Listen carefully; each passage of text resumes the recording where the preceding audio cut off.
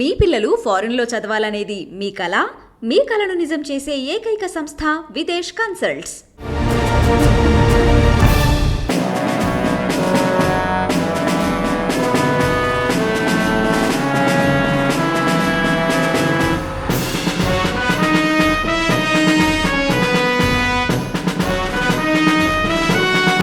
Welcome to crime analysis. Phone tapping కేసులో arrest అయిన మాజీ ఓఎస్డీ రాధాకృష్ణ రిమాండ్ రిపోర్ట్లో చాలా ఆసక్తికర అంశాలు బయటపడ్డాయి. కేవలం తన కోసం కాదు, తన వ్యక్తిగతం కోసం కాదు, పార్టీ కోసమే చేశానంటే బాంబులు అంటే వార్త పిలిచారు. బీఆర్ఎస్ సుప్రీం ఆదేశాల మేరకే ప్రభాకర్ గారు చెప్తే, ప్రభాకర్ ఆదేశాల మేరకే మేము నా టీం అంతా కూడా ఈ విధంగా చేశాం. కేవలం హైదరాబాదే కాదు, సైబరాబాద్, రాచకొండ, నల్గొండలో మా టీములు పనిచేశాయంటూ ఆయన చాలా ఇంట్రెస్టింగ్ అంశాలు చెప్పారు. అంతేకాకుండా ఇప్పుడు ఎలక్షన్లే కాకుండా గతంలో జరిగిన ఎన్నికలప్పుడు కూడా ప్రతిపక్ష పార్టీల ఫోన్లు ట్యాప్ చేశామని, అందుకు అనుగుణంగా అక్కడ జరిగిన డబ్బులు పంపిణీ కూడా తీసుకున్నామని, ప్రతిపక్ష పార్టీలకు సంబంధించిన రఘునందరావు కానీ, టీడీపీ నుంచి భవ్యాస్ ఆనంద్ ప్రసాద్ సంబంధించిన డబ్బులతో పాటు మునుగోడు ఎలక్షన్ డబ్బులు కూడా మేము సీజ్ చేశామంటూ అతను పూస గుచ్చినట్లు పోలీసులకు చెప్పారు. అయితే ఇంత జరిగిన తర్వాత ఈ కేసు నిలబడుతుందా? పోలీసుల అదుపులో ఉన్న ఒక వ్యక్తి ఇచ్చిన కన్ఫెక్షన్ అన్నది కోర్టులో చెల్లుతుందా అనే అంశాలపై ప్రస్తుతం అంత మాట్లాడడానికి డాక్టర్ సర్వేశ్వర రెడ్డి గారు, మాజీ పోలీస్ ఆఫీసర్, ప్రస్తుతం అంటున్నారు. ఆయన అడిగి ఈ కేసులో కరెక్ట్గా ప్రాపర్గా ఇన్వెస్టిగేషన్ చేయాలంటే ఏం చేయాలి, ఇప్పుడు రాధాకృష్ణ గారితో పాటు తిరుపతి అన్న, భుజంగరావు, పరిణితరావు ఇచ్చిన వాంగ్మూలం ఈ కేసుకి బలం చేకూరుతుందా లేదనే విషయాల్ని ఆయన అడిగి తెలుసుకుందాం. సార్ నమస్తే అండి. నమస్తే మురళి. సార్, టెలిఫోన్ ట్యాపింగ్ మన రోజు ఒక సీరియల్ లాగా నడుస్తుంది. ఇది ఈ సీరియల్లో రాధాకృష్ణ గారి రిమాండ్ రిపోర్ట్లో వచ్చిన అంశాలు చూసుకుంటే కొంచెం చాలా ఇంట్రెస్టింగ్ అనిపిస్తుంది. అంటే నీ చెప్పింది కాదు, ప్రభాకర్ గారు చెప్తారు మేము చేసాం, ప్రభాకర్ గారికి ఆయన చెప్తానే చేసాం అంటే ఇవన్నీ చెప్పుకుంటూ వస్తున్నారు. ఆయన కొన్ని ఎవిడెన్స్ కూడా ఇచ్చారు. సాధారణంగా పోలీస్ అదుపులో ఒక వ్యక్తి, నిందితుడిగా భావించే వ్యక్తి ఇచ్చిన వాంగ్మూలం చెల్లదంటూ సుప్రీంకోర్టు చాలా క్లియర్ కట్ స్టేట్మెంట్ ఇచ్చింది. ఇప్పుడు రాధాకృష్ణ గారు వచ్చారు. ఆయన కూడా గతంలో task force, law and order అని చేశారు. ఇవన్నీ కూడా ఆయన తెలుసు. పోలీసు అదుపులో నిందితుడు ఇచ్చే స్టేట్మెంట్ చెల్లదు అనే భావంతోనే అన్నీ చెప్పుకుంటూ పోసుకొచ్చినట్టు చెప్పుకెళ్ళిపోయారు. కావాలంటే వాడి డబ్బులు తీసా, వీడి డబ్బులు తీసా. కానీ మీకు సిఆర్పిసిలో ఏం చెప్తుందంటే, ఒక వ్యక్తి హత్య చేయమని చెప్తే, సుపారీ ఇస్తే, ఎగ్జిక్యూట్ చేసే వ్యక్తిని మీకు దొరికితే అది తుపాకీతో కాల్చాడా లేదా కత్తితో పొడిచాడా అన్నది ముందు సీజర్ చేయాలి. చేసిన తర్వాతే ఆ కన్ఫెక్షన్ తీసుకురావాలి. దాంతోపాటు సీజర్ చేయాలి. పోస్ట్ మార్టం రిపోర్ట్లో కత్తితో కాల్చాడా, తుపాకీతో కాల్చాడా, కత్తితో కాల్చి ఎంత ఎన్ని అడుగులు వెళ్ళింది, ఇవన్నీ పిఎంబి రిపోర్ట్ రావాలి. చనిపోయిన వ్యక్తి కానీ, బాధితుడు కానీ, వాళ్ళకి ఏంటి నష్టం జరిగింది ఈ వ్యక్తి చేయడం వల్ల అనేది అక్కడి నుంచి ఒక వాంగ్మూలం తీసుకోవాలి. ఇదంతా చేస్తేనే మీకు అందులో శిక్ష వస్తుంది. కానీ ఇప్పుడు ఈ కేసులో రాధాకృష్ణ గారి వాంగ్మూలం ఉంది, అన్నిట్లో వస్తున్నాయి కేసు అని. కానీ సీజర్ అనేది ఎక్కడ కనపట్లేదు. సీజర్ లేకుండా కేసు అనేది ముందుకు వెళ్తుందా, కన్ఫెక్షన్ వస్తుందా, లేదు పూర్తిగా క్వాష్ కొట్టేసిన సందర్భాలు కూడా ఉంటాయి. దీన్ని ఏం చేయాలంటారు? Murali, mere confession is not admissible అని సుప్రీంకోర్టులో 100 జడ్జిమెంట్ ఉన్నాయి. అవును. Mere confession is not admissible under 27 of evidence act, right, which leads to recovery of the portion, recovery of the items, whatever it is admissible. లేదు అంటే a statement made before police officer is not admissible convert అవుతుంది. 25 కింద convert అవుతుంది. కనుక waste అది. ఇప్పుడు ఎంత పొడుగు భారతం చెప్పు, శాటభారతం, రామాయణం, భారతం అని చెప్పు, ఓన్లీ తప్పుదోవ పట్టడానికి అంశంలా గుర్తిస్తుంది కోర్టు తప్ప. నాకు తెలిసి ఇప్పుడు ఏ కన్ఫెషన్లో కూడా ఎప్పుడు ఎవరు రికవరీ, అది రికవరీ చేసినాం, ఇది రికవరీ ఎక్కడ చెప్పలేదు. ఓన్లీ సెక్షన్ 25 ప్రకారం ఎవిడెన్స్ యాక్ట్ అడ్మిషన్ చెప్తున్నాను. Admission is not admissible. A statement recorded by the police officer is not admissible alone, which leads to recoveries consent 27 కింద వస్తుంది. తర్వాత ఇది ఎట్లా కన్విక్షన్ అయితే అనేది మాత్రం $1 మిలియన్ క్వశ్చన్. మీరు ఇంతకుముందు చెప్పారు కదా మర్డర్ కేసు. ఇప్పుడు దీంట్లో కూడా కన్ఫెషన్ చేసి ఒక ఐటమ్ రికవర్ చేసి, ఆ ఐటమ్ను సీజ్ చేసి, ఆ ఐటమ్ రికవర్ చేసుకోవడానికి ఎవరెవరు సహకరించారు, ఎవరు డబ్బులు ఇచ్చిండ్రు, లేదంటే ఎక్కడ మొలగొట్టిండ్రు, మొలగొట్టిన ప్లేస్లో నేరస్థల పంచనామా రాసి ఆ పార్ట్స్ ఏమైనా రికవర్ చేస్తే ఆ పోర్షన్ అడ్మిసిబుల్. అదే సీజర్ ఎక్కడ కనిపించదు. సీజరే లేదు ఇక్కడ starting right from the beginning what we are observing క్లోజ్గా. మీరు స్టార్టింగ్ నుండి మేము డిస్కస్ చేస్తూనే ఉన్నాం. ఎక్కడ సీజర్ లేదు. సీజర్ లేనప్పుడు ఎట్లా కన్విక్షన్ అవుతుందండి? ఇది ఈవెన్ ట్రయల్ కూడా పోదు కేసు. సార్, ఇప్పుడు ఫస్ట్లో ఎందుకు ప్రణీతరావు అంటే వాళ్ళు ఏమైనా సీక్రెట్గా పెట్టడానికి కూడా లేదు. They should mention some portion of the confession, recovery portion ఉంటే దాంట్లో మెన్షన్ చేయాలి. ఎక్కడ రిమైండర్లో మెన్షన్ చేయాలి. రిమైండర్లో కూడా ఎక్కడ లేదు. ఇప్పుడు ఫస్ట్లో ప్రణీతరావు అరెస్ట్ చేశారు. ఎగ్జాక్ట్లీ. ఇదంతా ఎగ్జిక్యూటివ్ చేసింది ప్రణీతరావు అన్నది జగమెరగని సత్యం. కానీ ప్రణీతరావు అరెస్ట్ అయినప్పుడే ఆయన ఆ ఎక్కుపెట్టి సంబంధించినందుకు నేను పలానా డిస్ట్రాయ్ చేశానంటో మూసీ నదిలో వికారాబాద్లో చూపిస్తున్నాడు. అక్కడ అయినా సరే సీజర్ కనిపించట్లేదు, ఎక్కడ లేదు. ఇప్పుడు ఎగ్జిక్యూటివ్ చేసింది వీళ్ళ ఆదేశాల మేరకు, సుప్రీం ఆదేశాల మేరకు ప్రభాకర్ రావు గారు, ప్రభాకర్ ఆదేశం మేరకు రాధాకృష్ణ గారు, రాధాకృష్ణ ఆదేశం మేరకు భుజంగర్ గారు తిరుపతి అనుకుందాం. ఇక్కడ ఎగ్జిక్యూటివ్ చేసింది ఎవరు? ప్రణీతరావు. ఆయన అరెస్ట్ చేసినప్పుడు అక్కడ సీజర్ లేనప్పుడు ఈ వీళ్ళు కన్ఫెషన్లో మేము చేసామని హీరోగా కాల్ రగ్గరేసుకున్నా అది ఏమైనా వర్త్ ఉంటుందా? ఎలాంటి వర్త్ లీగల్ శాంటిటీ ఉండదు. లీగల్ శాంటిటీ అనేది మస్ట్. ఓన్లీ మేయర్ కన్ఫెషన్ కదా మురళి. ఆయన చెప్పిండు, ఈయన ఆయనకి చెప్పాడు, ఆయనకి చెప్పాడు. ఇదేంటి ల్యాడర్ లేకుండా తప్ప కింద పడుతుంది కేసు. నిజం మురళి, ఫ్యాక్ట్ ఇది. మనం ఎవరైనా ఉండకో వాట్ ఎవర్ ఇట్ ఈస్, మనం లా మాట్లాడుకుంటున్నాం ఇప్పుడు, ఓన్లీ లా. కనుక confession, alone confession without recovery is not at all admissible. Legal sanctity ఉండదు, కేసులో ఉండవు. మళ్ళీ కన్ఫెషన్ అయినా కూడా ఆ నేరస్థలం పంచనామా ఒకటి ఉండాలి ఎక్కడ రికవరీ, లేకుంటే ఆ రికవరీ పోర్షన్ కూడా పంచుల ముందు రికవర్ చేయాలి ఇద్దరి. ఇది ఉంటేనే ఓకే, లేకుంటే వేరే పలానా ఊళ్ళే అంటే ఆ ఊరు ఆ ఇల్లు స్కెచ్ చేయాలి, ఆ ఇంటి చుట్టుముళ్ళు ఎగ్జామ్ చేయాలి, నార్త్ ఈస్ట్ డైరెక్షన్స్ గీయాలి, ఆ ఇంట్లోకి వెళ్ళి ఆ పంచనామా రాయాలి. లేకుంటే అడవిలో ఉంటే ఆ తుమ్మ చెట్టు, యాప చెట్టు, ఎలక చెట్టు, మొలక చెట్టు ఉందని ఆ మధ్యలో రాయాలి. రాస్తేనే ఆ సర్వే నెంబర్ ఏంది, ఆ అడవిలో అప్పుడు వికారాబాద్ అడవులు అన్నారు, ఆ సర్వే నెంబర్ ఏంటికి దేనికి వస్తుంది, ఆ వీఆర్ఓని పిలిచి ఎగ్జామ్ చేయాలి. సార్ ఇప్పుడు సరే ఆ విషయం పక్కన పెడతాం, సీజర్ లేదు. సీజర్ లేని కేసుల్లో కన్విక్షన్ రావాలంటే ఏం చేయాలి చెప్పండి. పర్టికులర్గా మనం ఈ కేసే తీసుకుందాం, సీజర్ లేదు. Forget about the conviction word. ఇప్పుడు కన్విక్షన్ రావాలంటే అథెంటిక్ ఎవిడెన్స్ ఉండాలి, ప్రైమరీ ఎవిడెన్స్ ఉండాలి, సెకండరీ ఎవిడెన్స్ ఉండాలి, సర్కమస్టెన్స్ ఎవిడెన్స్ ఉండాలి. ఇవన్నీ కనపడతలేవు కదా మురళి మనకు. అవును, అంటే వాళ్ళు ఇచ్చేదాన్ని బట్టి మనం ఉందో దాపెట్టినో తెలియదు, సీక్రెట్స్ ఆఫ్ ఇన్వెస్టిగేషన్ కవర్లో పెట్టి పెట్టినో తెలియదు మనకు. అది అందుకొరకు ఇవేం పాయింట్స్ అయితే కనపడతలేవు. ఇలాంటి సిచ్యువేషన్లో మనం ఎవిడెన్స్ ఛార్జ్ షీట్ ఒకవేళ చేసినా 482 కింద క్వాష్ అయిపోతుంది ఇమీడియట్లీ. ట్రయల్ మర్చిపో, డిశ్చార్జ్ చేస్తే డిశ్చార్జ్ ఎదిరిపోతుంది. అందుకొరకు అంటే వీళ్ళు కరెక్ట్గా ప్రాపర్గా ఏం చేయమంటారు? ఇప్పుడు ప్రాపర్గా ఏం చేయాలంటే ప్రతి కన్ఫెషన్కి రికవరీ ఉండాలి. ఓకే, రికవరీ పంచనామాలు సపరేట్ ఉండాలి. తర్వాత ఎక్స్పర్ట్ ఒపీనియన్ కూడా అవసరం తీసుకొని ఉండాలి. తర్వాత ఆడియో వీడియో ఉంటాయి కదా ఇవన్నీ, దాంట్లో కూడా ఎక్స్పర్ట్ ఒపీనియన్ తీసుకోవాలి. సెక్షన్ 65 AB కింద డాక్యుమెంట్ కన్వర్ట్ చేసి వేయాలి. ఓకే, అప్పుడే కానీ సపోర్టివ్ ఎవిడెన్స్ ఉంటుంది. ఎవరు లేకుండా ఒక చెప్పుకుంటే పోతే మా శక్తి దిగుతుంది కథం, ఏం లేదు. అంతే, అంటే ఓన్లీ మీడియాలో హడావడి తప్పించి, మీడియా హడావుడి, పబ్లిక్ డైవర్షను, ఊహాసర్గంలో వివరించినట్టు ఉంటుంది. అదే మీయర్ కన్ఫెక్షన్కి అయితే సబ్జెక్ట్ కాదు. ఎవరి స్టేట్మెంట్ అయినా కానీ ఇప్పటివరకు మనం చూసినటువంటి కన్ఫెషన్ స్టేట్మెంట్లు ఎక్కడ లేదు. సార్ ఇప్పుడు ఈ కేసులో మీరు అన్నట్లకి సీజర్ లేదు కాబట్టి ఫస్ట్ ప్రణీత్ గారికి సీజర్ చేయాలి, తర్వాత చేద్దామని అనుకుందాం. ఎందుకంటే ప్రభాకర్ గారు వీళ్ళందరూ వస్తారు, ఎవరైతే ఎక్విప్మెంట్ ఇచ్చారో ఆయన కూడా మాట్లాడితే వస్తుంది అనుకుందాం. కానీ ఇప్పుడు రాధాకృష్ణ గారు కానీ లేదంటే భుజంగరావు గారు కానీ తిరుపతి రాణి గారు కానీ 164లో స్టేట్మెంట్ రికార్డ్ చేసి పెడితే బెనిఫిటా కాదా? 164 వాళ్ళు ఎందుకు చేస్తారు? అక్యూజ్ ఎప్పుడు చేయరు 164, అంత కాన్ఫిడెన్స్ చెప్పడం. 164 చేస్తే ఓకే, చేయరు కదా, they are seated as accused. Knowledge officers కనుక ఎవరు చేయడు, లా తెలిసిన కదా. లేమ్యాన్ అంటే కదా భయపెడతలే పీపెడితే చేస్తారు కదా, ఇక్కడ భయపెట్టిక లేదు, లేమ్యాన్ లేదు. మీరు ప్రతిదీ రికార్డ్ చేసి చేయాలి. అది రికార్డ్ చేస్తున్నారో లేదో తెలియదు. In the presence of advocate. ఇప్పుడు ఇందులో అప్రూవర్ లేదంటే విట్నెస్ వాళ్ళు 164 చేయొచ్చా? అప్రూవర్ కోర్టులో అవుతాడు, ఉన్నారు అనుకోండి, విట్నెస్ 164 చేయొచ్చు. కానీ అంత వ్యాలిడేట్ ఉన్న 164 also not authentic. Recorded by the magistrate కనుక దట్ పోర్షన్ ఇస్ అడ్మిసిబుల్. కాకపోతే ఎగిరిపోకుండా, కేసు ఎగిరిపోకుండా కొంచెం ఉంటుంది, ఆగుతుంది.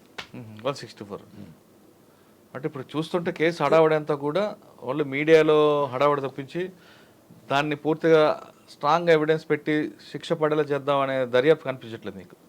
అంటే వాళ్ళు ఉన్నదాంతో చేస్తున్నట్టు కనిపిస్తుంది. హడావిడి అని మన ఆట నేను ఎందుకు అన్నాను. కానీ ఇప్పుడు హడావిడి అనే మాత్రం మీరు మాట్లాడితే బాగుంటుంది, నేను మాట్లాడలేను. ఎందుకంటే వాళ్ళ ఉన్న అవైలబుల్ ఎవిడెన్స్తో పోతున్నారు. ఈ available evidence is not sufficient to constitute the offence అనేది నేను చెప్తున్నాను. ఇప్పుడు ఆల్రెడీ సైబరాబాద్లో, నల్గొండలో, రాచకొండలో, హైదరాబాద్లో 4 సెంటర్లు పెట్టామని రాధాకృష్ణ చెప్తున్నారు. ఒక్కొక్క సెంటర్కి ఒక్కొక్క ఇన్ఛార్జ్. కమ్యూనిటీ అనే పదం ఉపయోగించిన, కమ్యూనిటీ అనే పదం కమ్యూనిటీ బేస్ చేసుకొని పెట్టామన్నారు. మరి తిరుపతి వాళ్ళ కమ్యూనిటీ కాదు కదా, మళ్ళీ ఉన్నాడు ఆయన వాళ్ళ కమ్యూనిటీ కాదు కదా. Why is dragging name of community అనేది అంటే ఒక దానికి ఒక వెర్షన్ ఏమంటున్నారంటే ఆ కమ్యూనిటీలో ఒక సింపతి తీసుకురావడానికి ఆ పదం వాడారు అంటున్నారు. వాస్తవం అంటారా? సింపతి తీసుకొచ్చి 5 ఏళ్ళు ఎలక్షన్, ఇప్పుడు సింపతి తీసుకొచ్చి ఏం చేస్తాడు?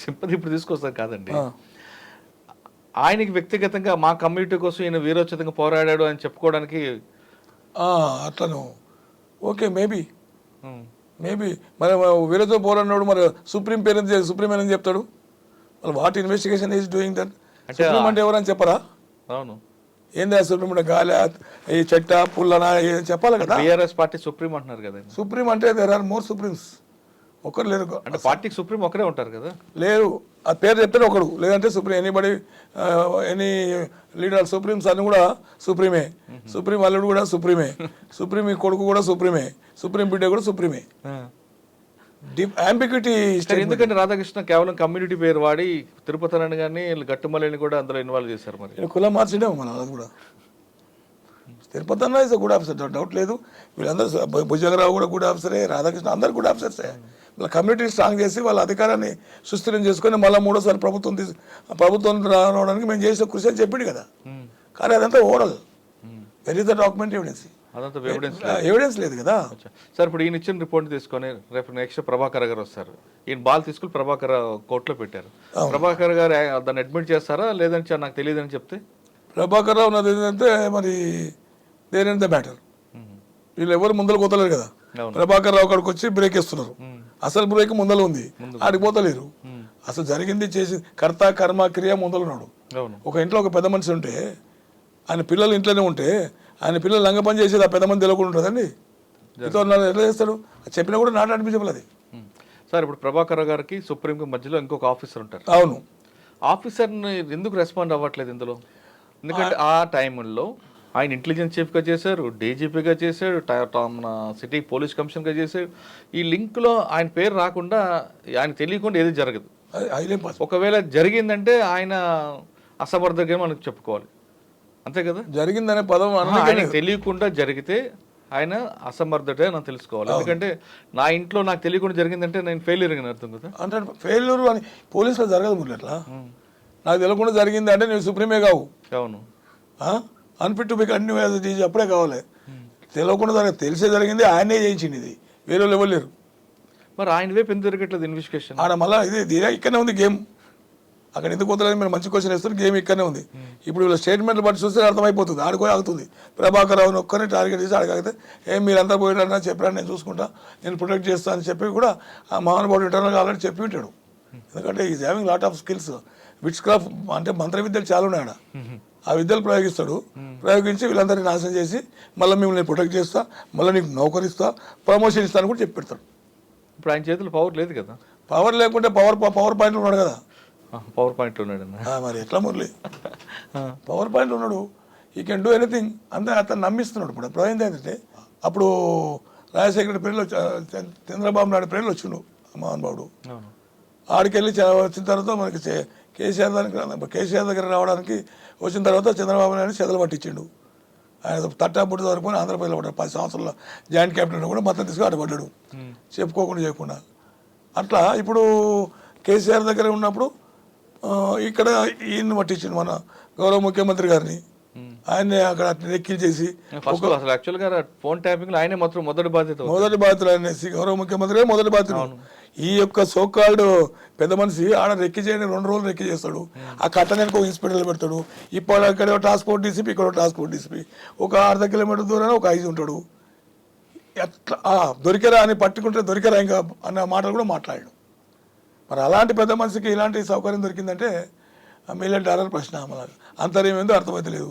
కాకపోతే అంటే బ్యాడ్ సిమ్టమ్స్ ఇవన్నీ ఇప్పుడు తప్పు చేసినప్పుడు శిక్షకు గురి కావాలి నేనైనా సరే ఏ తప్పు చేయకుండా నన్ను చిత్రహింసలు పెట్టిన రోజులు ఉన్నాయి ఛాలెంజ్ చేస్తా అని చెప్పా మురళి ఛాలెంజ్ చేస్తా హైకోర్టు సుప్రీంకోర్టు జడ్జితో ఏమంతో పెట్టా లేదని పేకు అట్లా చేసేటువంటి సృష్టికర్త ఇప్పుడు ఆ రోజుల్లో కూడా నా టెలిఫోన్ ట్యాప్ అయింది మొన్నటి వరకు అయింది ఈ మొన్నటి వరకు కూడా ఎవరు అప్పుడు నేను హైకోర్టులో వేసిన నా టెలిఫోన్ ట్యాప్ చేస్తున్నాను నాకు ప్రాణభయం ఉందని 9175 రిట్ 2013 రిట్ వేసిన ఆ పెద్ద మనిషి పేరు మీద రిట్ వేసిన వేస్తే అది ఫుల్ ప్రొటెక్షన్ ఇవ్వండి ఫుల్ ప్రొటెక్షన్ అని రాస్తే నేను అప్రోచ్ డీజీ ఈ ప్రొటెక్షన్ లేదు కానీ ఆర్డరే నాకు ప్రొటెక్షన్ అయింది లేకుంటే సుదర్శక్తులు ఎన్నో ఉండి వెళ్తున్నా మన గతించిన వ్యక్తి కూడా పార్ట్ ఆఫ్ ది క్రియేషనే అటువంటి శక్తులు ఎవరైనా చెప్తే ఎంతసేపు మురళి అట్లా నేను భయపడే క్యారెక్టర్ కాదు, కానీ చెప్తున్నా వీళ్ళంతా సార్ ఇప్పుడు ఈ గవర్నమెంట్లో ఆయన మంచి పొజిషన్ ఉన్నారు. ఒకవేళ ఈ గవర్నమెంట్లో కాకుండా నెక్స్ట్ 5 years తర్వాత లేదంటే ముఖ్యమంత్రి గారు మారిన తర్వాత కూడా ఆయనే పవర్లో ఉంటారా? అంటే ఏ గవర్నమెంట్ వచ్చినా ఆయనే పవర్లో ఉంటాడా? షికారు నేర్చిన కుక్క బొక్క ఇక్కడ ఉంటే అడిపోతుంది.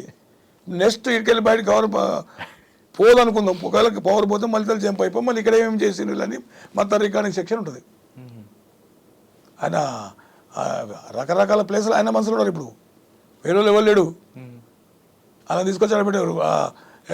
ఎస్ఐబి డైరెక్ట్గా under control of the DG. ఆ రోజుల్లో ఎవరు డీజీ ఉంటే వాళ్ళే.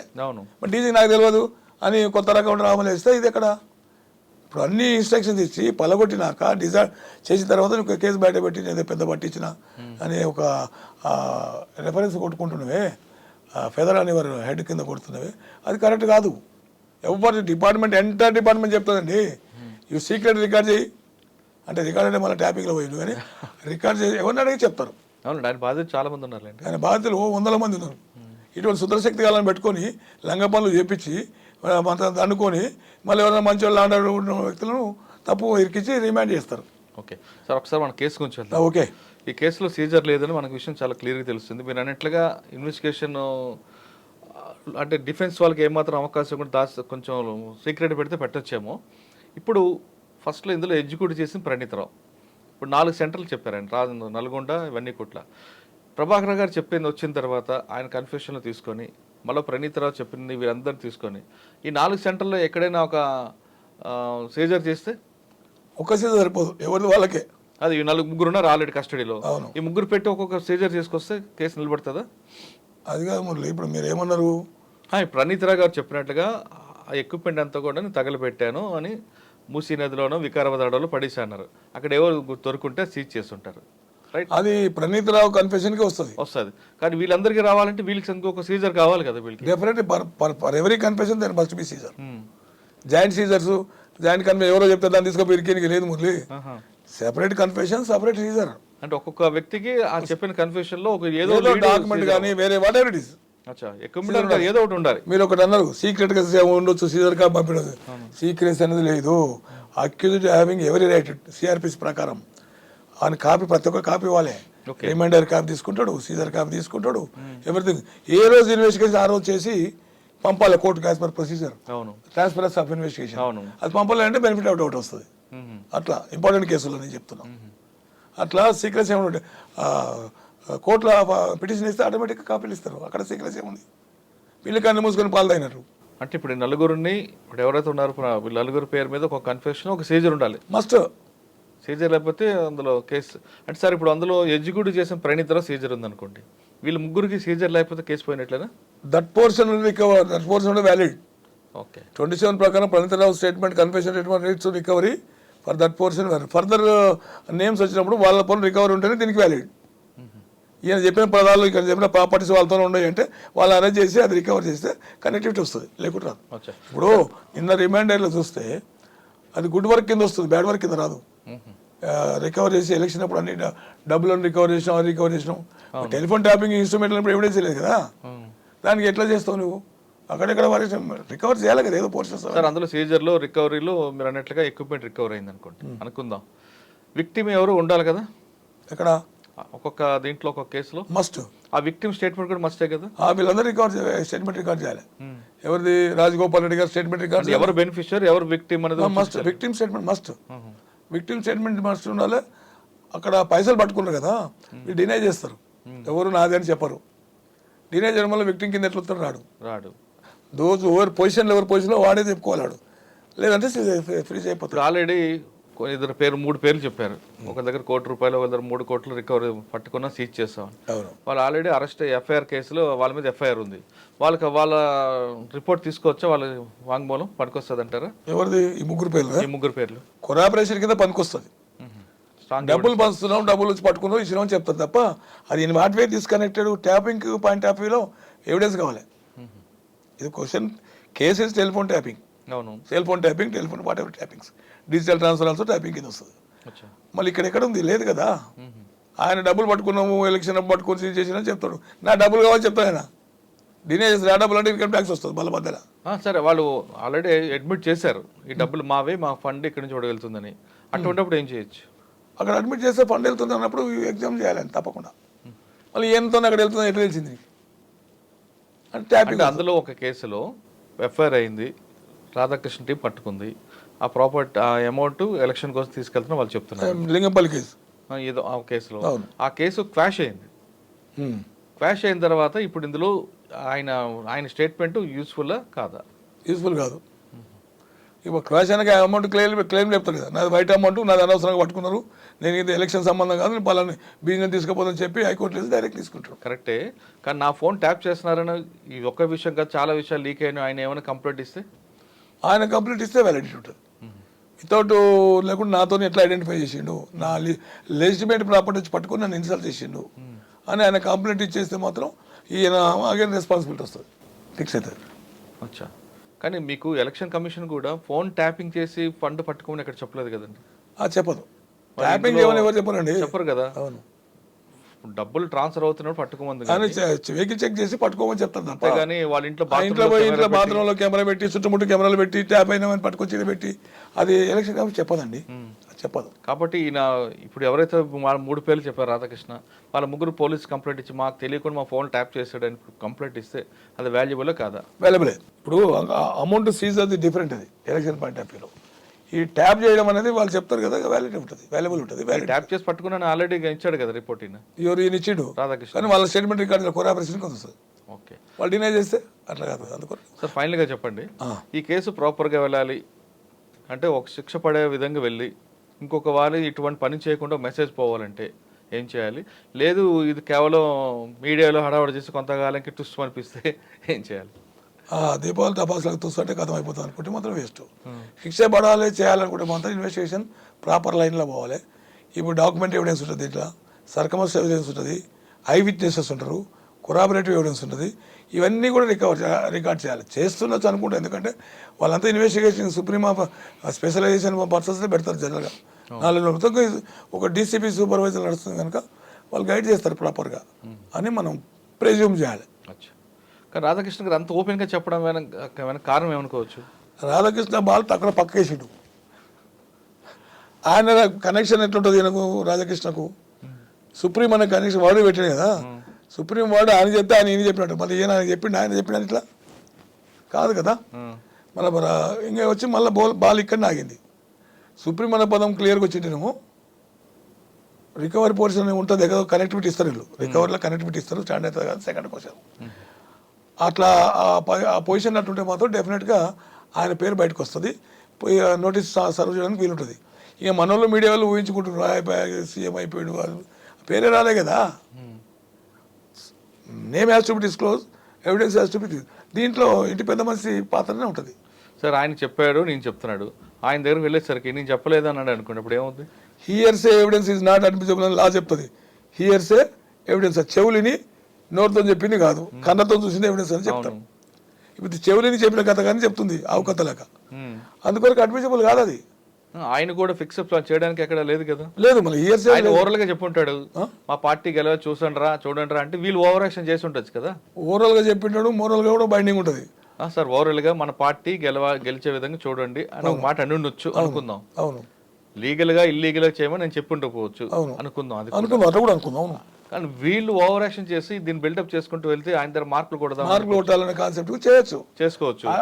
ఆయన ఎందుకు బాధ్యత అవుతాడు? అరెస్ట్ వరకు పనికొస్తుంది, తర్వాత స్టాండ్ కాదు. ఆయన బాధ్యత చేయడం కరెక్ట్ కాదు కదా. ఇప్పుడు ఒక స్టేట్మెంట్, నేను ఒక పొజిషన్ ఉన్నాను సార్, లేదా మీరే ఒక పొజిషన్ ఉన్నారు, మీరు నేను కలిసి కొన్ని సంవత్సరాలు జర్నీ చేస్తున్నాం, నెక్స్ట్ మన పవర్లో రావాలి, మీరు అడిగి ఉండొచ్చు నాకు, నీకు పోస్ట్ ఇచ్చాను హెల్ప్ చేయు, మన పార్టీ మళ్ళీ రావాలి ఈ విధంగా కోఆపరేట్ చేయని ఉంటారు.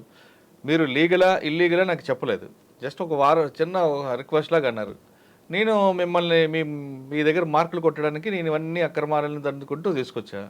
నిజంగా నా ప్రభుత్వం వచ్చుంటే మీ దగ్గర మార్కులు కొట్టేవాడిని, మీరు రాలేదు కాబట్టి ఇప్పుడు మిమ్మల్ని నేను ఫిక్సప్ చేస్తా ఉంటే మీరు చెప్తే కాబట్టి నేను చేశాను అని చెప్పింది తప్పించుకున్నది, అది మీకు వాల్యుబుల్ కాదు. దానికి ఎవిడెన్స్ అని మీరే అడుగుతున్నారు. ఏ రోజు ఎప్పుడు ఎక్కడ చెప్పినది కూడా వస్తుంది స్టేట్మెంట్. కరెక్టే సార్, వచ్చినా నేను నీలా చెప్పలేదు కదండి. చెప్పలేదంటే టవర్ లొకేషన్ ఉంటుంది, presume, may presume, shall presume, conclusive proof అని ఎవిడెన్స్ అట్లా నేను లీగల్గా చేయమని కానీ ఇల్లీగల్గా చేయమని చెప్పలేదు. అవును, మీకు నా దగ్గర మార్కులు కొట్టడానికి మీరే ముందుకు వెళ్ళారు. అది ఎప్పుడు వస్తుంది? మురళి డిఫెన్స్ అడ్వకేట్ పెట్టినప్పుడు వస్తుంది, ముందు రాదు కదా.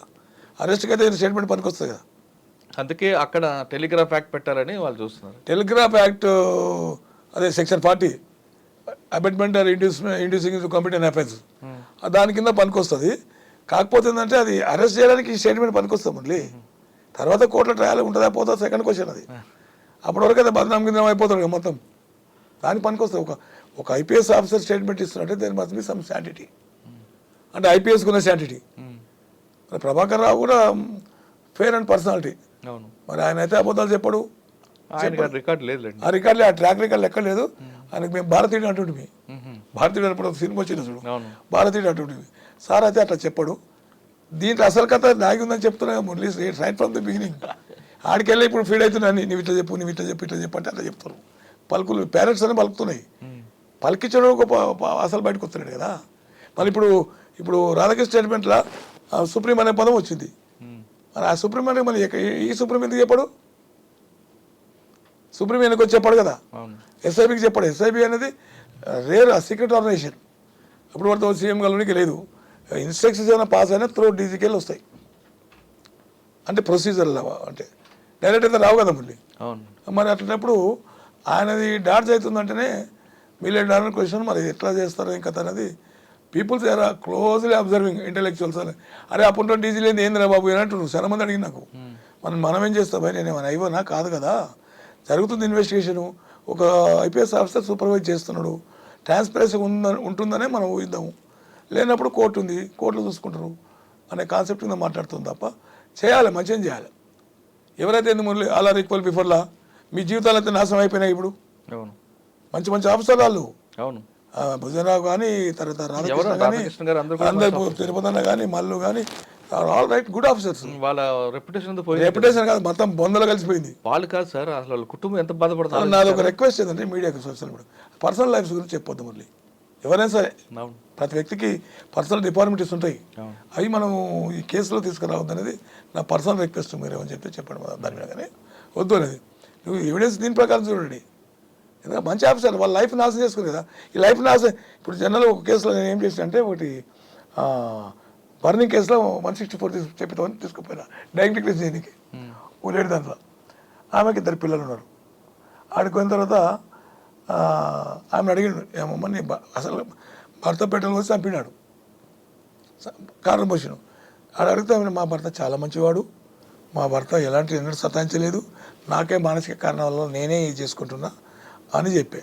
ఇంకా స్టేట్మెంట్ అంతా ఉల్టా ఉంది. ఇక్కడ పేరెంట్స్ మేజిస్ట్రేట్ గారు ఆ రోజు అన్నాడు, అరే చచ్చిపోయేటప్పుడు నిజం చెప్పి చావాలి కదా భయ్, చనిపోయేటప్పుడు నిజం చెప్పి చావాలి కదా. పాపం స్త్రీ చాలా గొప్పది అండి, మమకారం మీద పిల్లల మీద మమకారం. నేను పోతే పోతా ఎట్లా బతుకను, పిల్లలన్నా ధర్మారుడు మంచిగా చూసుకుంటాను కాన్సెప్ట్ కింద ఆ స్త్రీ అంత గొప్ప సాక్రిఫైస్ చేసింది అని ఒక పెద్ద మాట మాట్లాడాడు.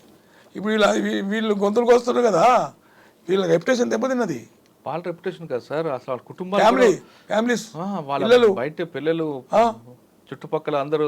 ఎందుకు వీళ్ళు ఏదైనా మీ పోలీసులు ఎలాగుంటుందండి సార్, పౌరులు ఉన్నప్పుడు మావాడు అందరూ వస్తారు మొత్తం సార్, కింద పడగానే అందరూ చుట్టాలు. అందుకొరకు అది వీళ్ళంతా దాపెట్టుకుని ఉండాల్సిన అవసరం. వీళ్ళందరికీ ఆయన దగ్గరనే ఆ బాస్ సుప్రీం, వీళ్ళందరి దగ్గరనే మా డిపార్ట్మెంట్ సుప్రీం, వీళ్ళందరి దగ్గర వీళ్ళంతా శిశులే అక్కడ. అప్పుడు ఇన్స్ట్రక్షన్స్ ఏమైనా ఉన్నాయని నేను సస్పెక్ట్ చేస్తున్నాను. మీకు అందరికి ఎందుకు రాబోయి పోయిరాపోయి ఇట్లా నేను మళ్ళీ బతికిస్తా, మళ్ళీ మీకు ప్రమోషన్ ఇస్తా, మీరు మళ్ళీ మిమ్మల్ని జనజీవన సంస్థలు కలుపుతానే ఒక వర్డ్ ఇచ్చినట్లు కనిపిస్తుంది నాకు. కనిపిస్తుంది వినిపిస్తుంది కూడా. రాధాకృష్ణ గారు చెప్తున్నట్లుగా పొలిటికల్ సుప్రీం కాదు, పోలీస్ సుప్రీంను పట్టుకోవాలంటున్నారు సర్వేశ్వరరెడ్డి గారు. పొలిటికల్లా పోలీస్ అని కాదు, కానీ ఇప్పుడు అరెస్ట్ అయిన వారి జీవితాలు మాత్రం వాళ్ళ కుటుంబాలు చాలా మానసిక క్షోభ గురవుతున్న విషయం చాలా అర్థమవుతుంది. ఇప్పుడు అరెస్ట్ అయిన అందరూ కూడా వాళ్ళ సర్వీస్లో మంచిగా పనిచేశారు, చాలా మంచి పేరు తెచ్చుకున్నారు, లా అండ్ ఆర్డర్ కంట్రోల్ కూడా బాగా చేశారు, ఇన్వెస్టిగేషన్ పర్ఫెక్ట్ చేశారు. కానీ అన్ఫార్చునేట్లీ ఈ సంఘటనలు ఇరుక్కోవడం, పై ఆఫీసర్ చెప్పింది మాట వేదం అనుకుంటూ ముందుకు వెళ్తే ఏం జరుగుతుందో అనే దానికి ఈ నలుగురు కేస్ స్టడీ ఒక బెస్ట్ ఎగ్జాంపుల్ అంటున్నారు సర్వేశ్వరరెడ్డి గారు. ఇకపైనా సరే పై ఆఫీసరు మనవాడా, మన కొలుపోడా, మన ఊరోడా అని చెప్తే మాత్రం వాళ్ళు చెప్పింది ఓరల్గా చెప్పింది వినద్దు, బై డాక్యుమెంట్ అయితేనే వినండి, లేదంటే ఇటువంటి వాళ్ళ పరిస్థితి మీకు కూడా ఎదురే అవకాశం ఉందంటూ కింద ఇప్పుడు డిపార్ట్మెంట్లో ఉన్న వాళ్ళకి రాజు సర్వీస్ రెడ్డి అంటున్నారు. ఇప్పటికైనా సరే పోలీసులు ప్రాపర్ ఇన్వెస్టిగేషన్ చేయాలి, కేవలం హడావుడి చేయకుండా సీజర్ అనేది కరెక్ట్గా ఉంటేనే కేసులో కన్విక్షన్ వస్తుంది, లేకపోతే కేసు క్వాష్ అయ్యే అవకాశం ఉంది. కాబట్టి ఇప్పుడున్న ఐఓలు కూడా ఇప్పుడున్న ఆఫీసర్లు కూడా ఎవరు ప్రలోభాలకు లొంగకుండా, ఎవరు ఆదేశాలకు మాత్రం కాకుండా కేసులో ఇన్వెస్టిగేషన్లో ఏ విధంగా వస్తుంది, ఎవిడెన్స్ కరెక్ట్గా వెళ్తేనే ఆ విధంగా వెళ్ళాలి. కానీ లేదు మనకి గతంలో సతాయించాడు కాబట్టి వీళ్ళకు కూడా సతాయిద్దామనే భావంతో వెళ్తే మీకు కూడా ఇటువంటి పరిస్థితి ఎదురే అవకాశం తెలుస్తుంది. ఇది సర్వేశ్వర రెడ్డి గారితో ఎక్సలెంట్ ఇంటర్వ్యూ. వచ్చే ఇష్యూలో మళ్ళీ కలుద్దాం. అంతవరకు నమస్తే. Thank you sir. నమస్తే.